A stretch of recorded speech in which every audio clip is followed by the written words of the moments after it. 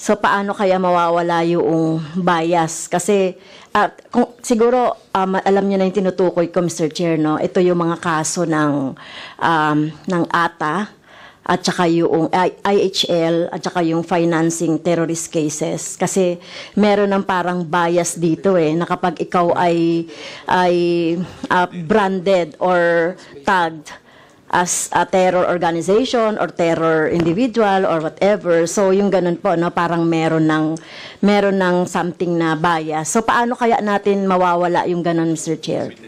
Ano ho yan marahil matagal nyo na hong ganyan na inyong nararamdaman.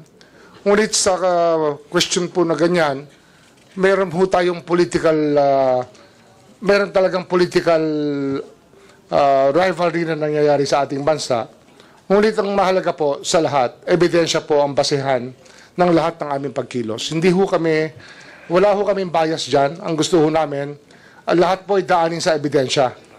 At parehas po ang lahat.